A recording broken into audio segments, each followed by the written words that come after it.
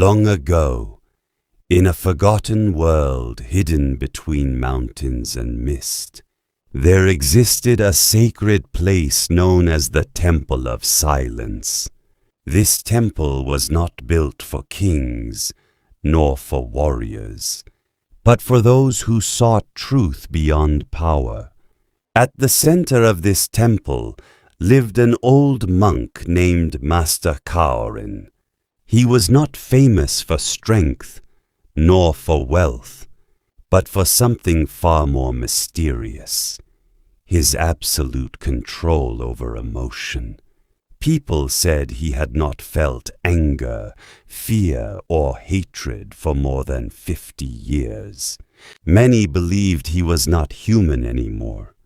But one day, a stranger arrived at the temple gates.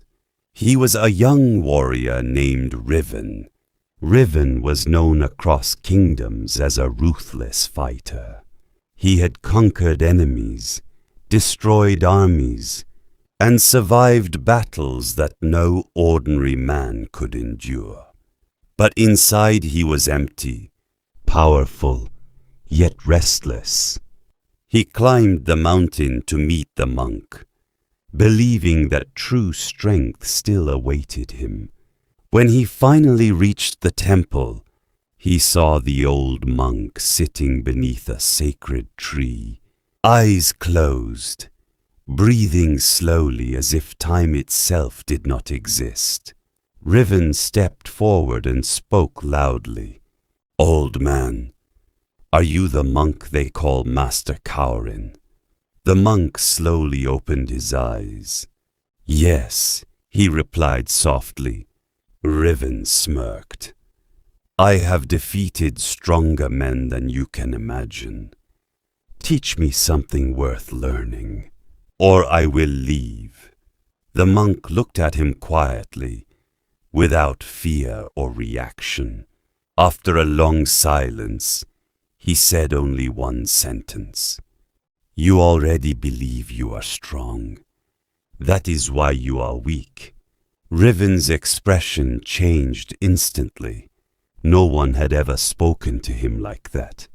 And from that moment, something inside him began to burn.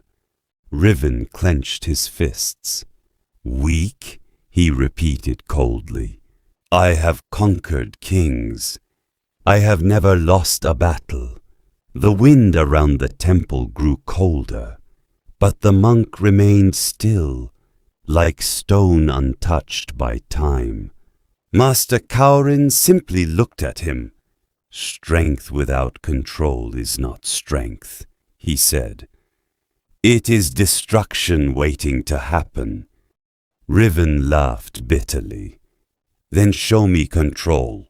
Show me this power you speak of." The monk slowly stood up.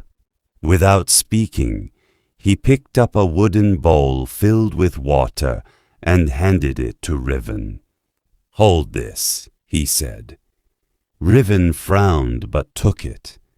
"Now," the monk continued, "walk around the temple 3 times without spilling a single drop."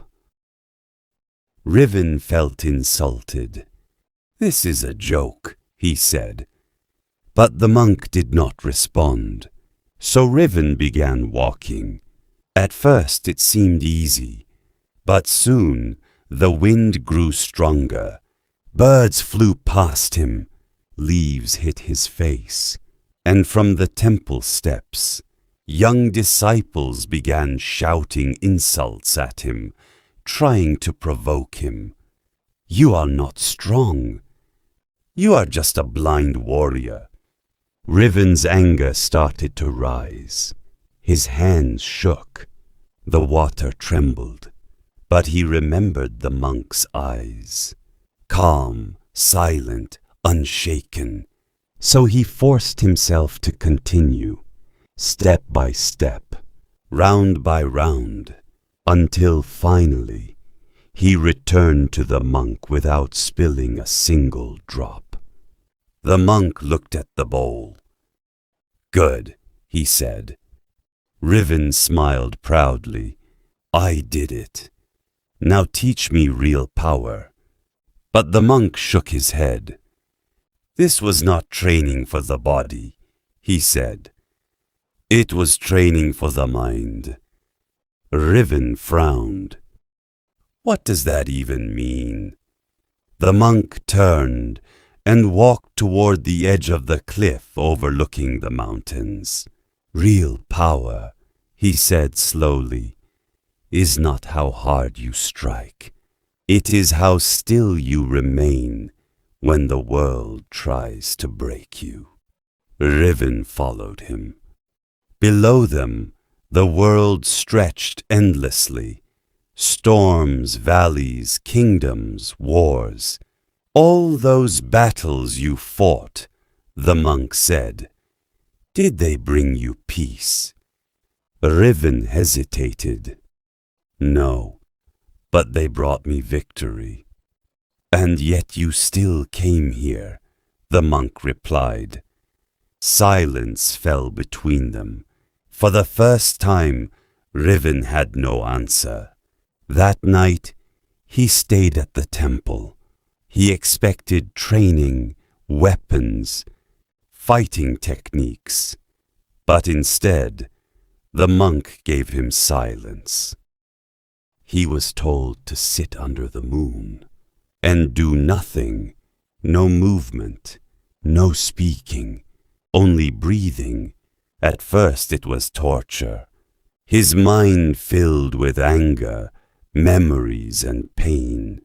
Every insult from his past returned.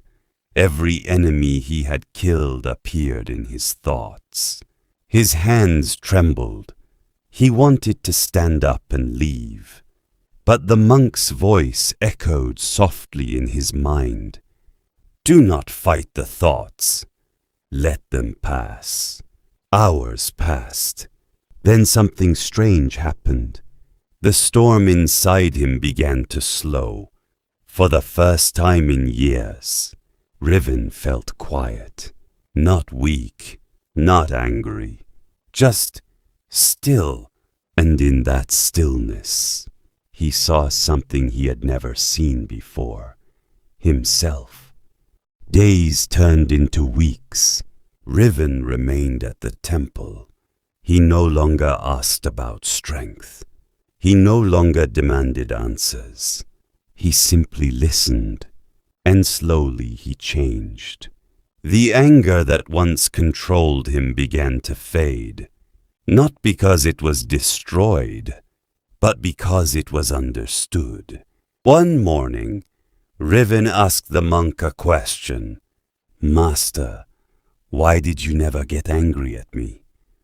The monk smiled faintly. "Because your anger was never mine to carry." Riven lowered his head. "I wasted my life chasing power," he said. The monk nodded. "Many do, but only a few realize it before it destroys them." That evening, a group of soldiers arrived at the temple. They were searching for Riven. They wanted him back as their weapon. "Come with us," they demanded. "You belong to the battlefield." Riven stood silently. The old version of him would have drawn his sword immediately. But now, he did not move. He looked at the monk. The monk said nothing, only watched. For a moment, everything was still. Then Riven spoke. "I am not your weapon anymore." The soldiers laughed. But Riven did not react. No anger, no fear, only silence. And that silence was stronger than any sword. The soldiers left in confusion. They could not understand what had changed. But Riven knew. That night, under the same moon that once tortured him, he stood alone. The monk joined him quietly. "You have learned something important," he said. Riven nodded. I thought power was about defeating others, he said, but it was about defeating myself. The monk closed his eyes. True strength, he said, is not found in victory, but in understanding. Riven looked at the mountains. For the first time, he felt no need to fight them, no need to conquer anything, just peace. As dawn approached, the monk spoke one final truth. When the mind is calm, even the strongest storm becomes silent. Riven bowed deeply, not as a warrior, but as a student, and from that day onward, he no longer lived as a weapon of war. He lived as a man of silence, and the temple of silence gained another guardian,